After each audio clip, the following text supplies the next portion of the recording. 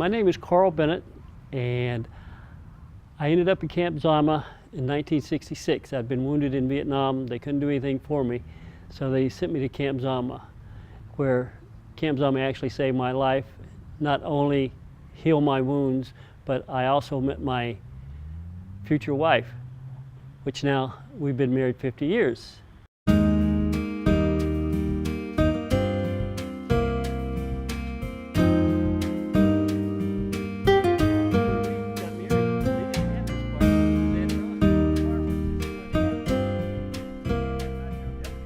When I came to Camp Zama, once I got out of the hospital, I was in a personnel outfit. They called it transit because we were waiting orders to go back to the States. Well, because you're in such a limbo state, they don't have a whole lot for you to do except daily details and stuff. And so I joined the local softball team, the personnel center softball team. And when my orders came down, I had met my future wife. And fortunately for me, the commanding officer of the personnel center team was into softball. And we were having a winning season. And I only had about 90 days left on my tour duty. And he said, how would you like to spend those 90 days here at Camp Zama? And like I said, I'd met my lovely wife. Her name at the time was Lynn. And now it's Lynette Bennett.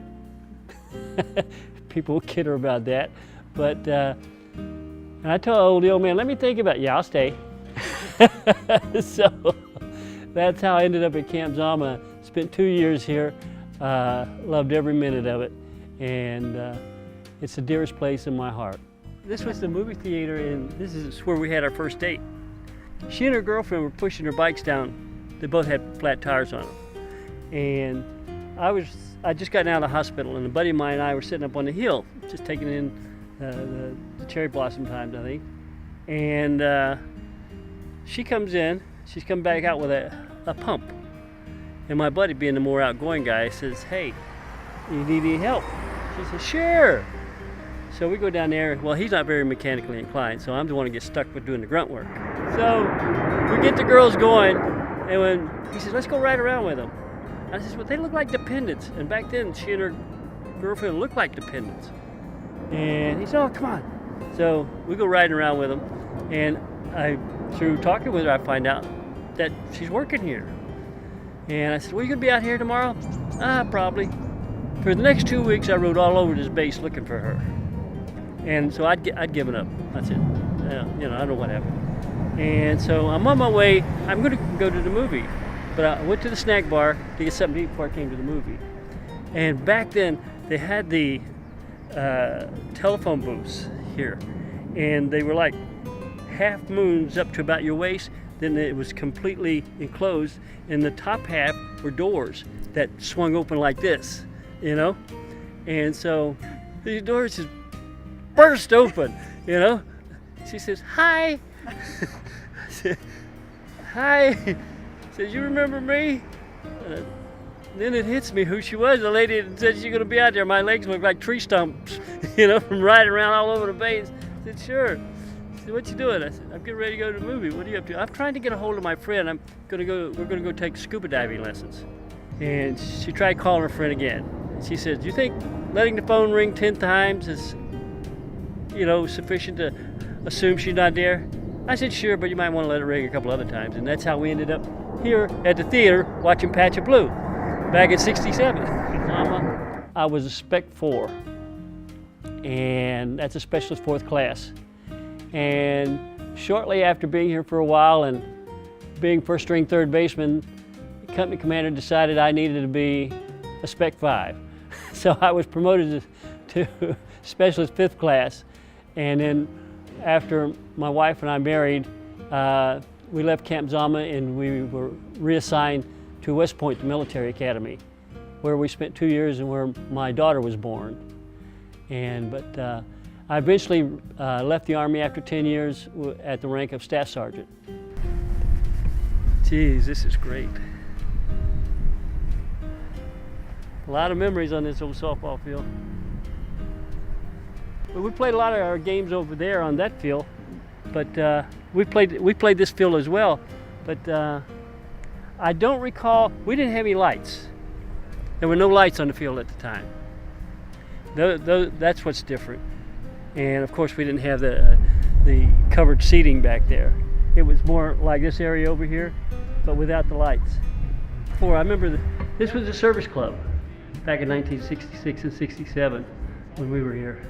And this is one of the other gathering places in addition to the movie theater.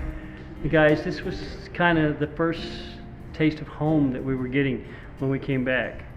You know, because we saw people here that, you know, really cared about us and was interested in our well-being.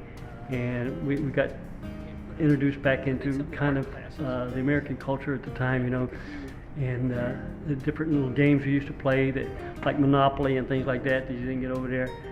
And just, it was little pieces of home. That's what Camp Zama did for us vets, when the ones that were wounded and were here. Jeez.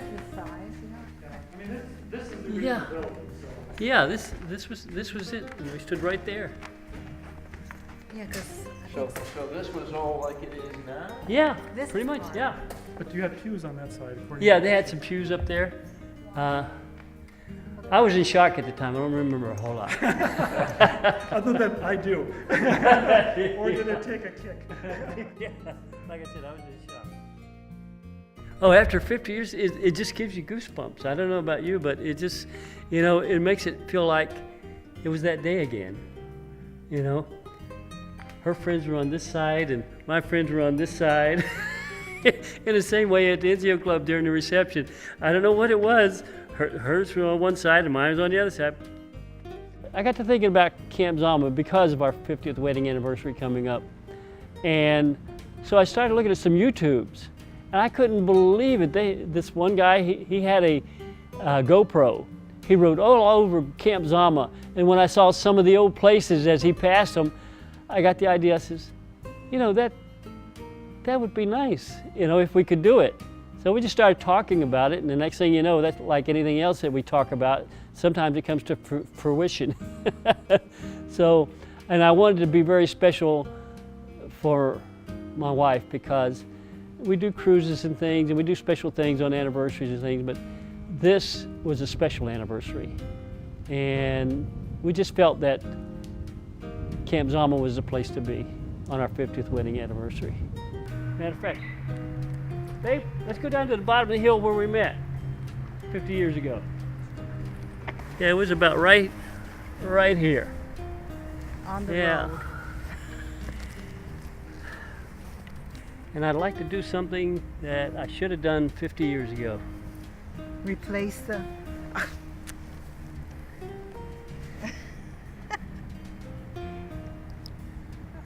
You do it. Would you be my wife, my best friend for another 50 years? Yes.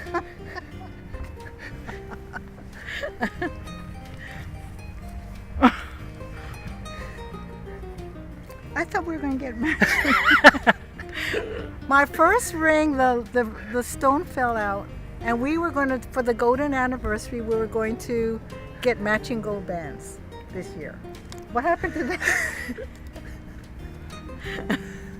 Well, I just wanted to not pass up the opportunity like I did 50 years ago. How do you feel?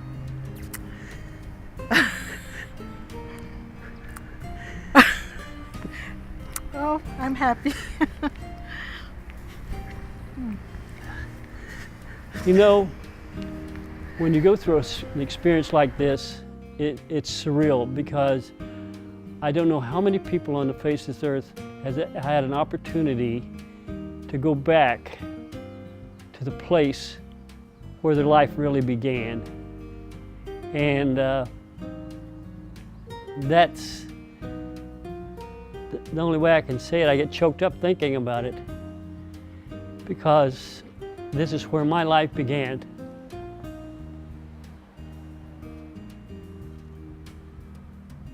And I wouldn't change anything in the world about it, including getting wounded. One of the best things that ever happened to me.